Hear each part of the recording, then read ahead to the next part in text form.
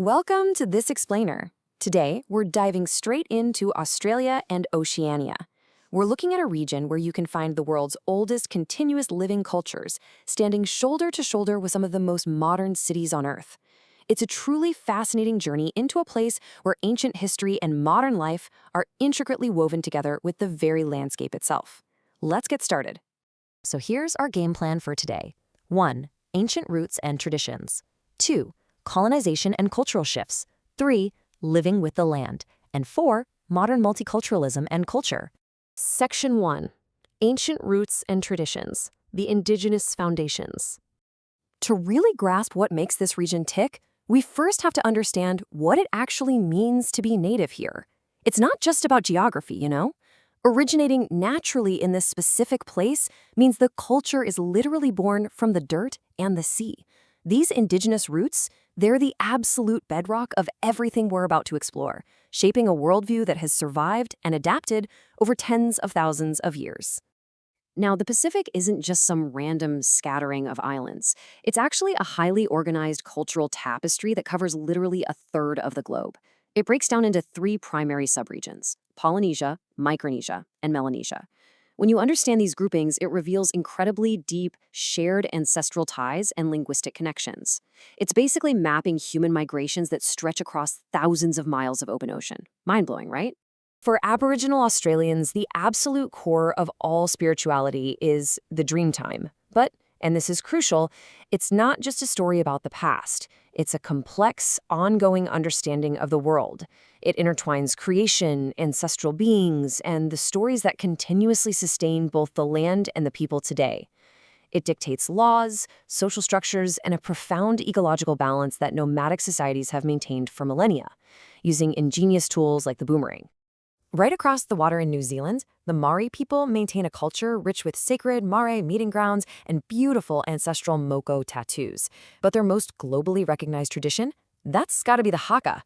You've probably seen it before international rugby matches, but at its core, it's a deeply powerful ceremonial dance and challenge that commands absolute respect.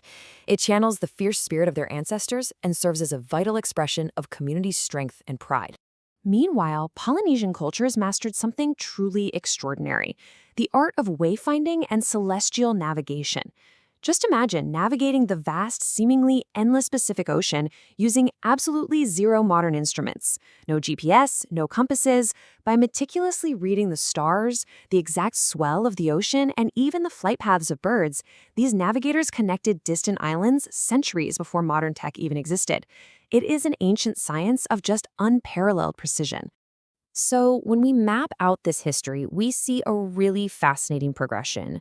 We start with indigenous roots stretching back tens of thousands of years, which then collide with a period of massive, often traumatic disruption during the 18th and 19th centuries with European colonization. All of which leads us directly to the modern era, which is heavily focused on reconciliation and figuring out how to move forward together. Which brings us to Section 2, Colonization and Cultural Shifts, the Great Shift. Looking at Australia, we have to acknowledge its brutal beginnings as a British penal colony. That incredibly tough environment forged a very distinct identity of resilience. It gave birth to mateship, an enduring cultural idiom embodying intense loyalty, a total lack of pretentiousness, and a bond forged through shared hardship. Because when you're trying to survive the unforgiving Australian outback, relying on your neighbor is quite literally a matter of life and death. To truly understand the modern political landscape of this region, we have to objectively look at these foundational conflicts. In Australia, that means confronting the painful history of the stolen generations, and over in New Zealand, understanding the ongoing complexities of the Treaty of Waitangi. These aren't just historical footnotes, folks.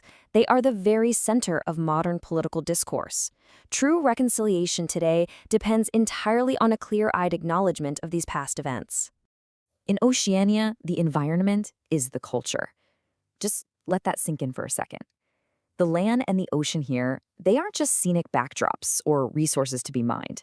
They are active participants in the culture. They fundamentally shape the daily lives, beliefs, and sheer survival of the people. Literally everything, from art to politics, is viewed through the lens of this profound connection to the environment.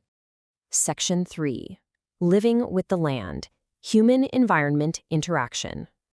The contrasts here are absolutely staggering. On one extreme, you have the harsh, arid Australian outback with cattle stations so massive and isolated that kids have to rely on a school of the air just to get an education over the radio and internet.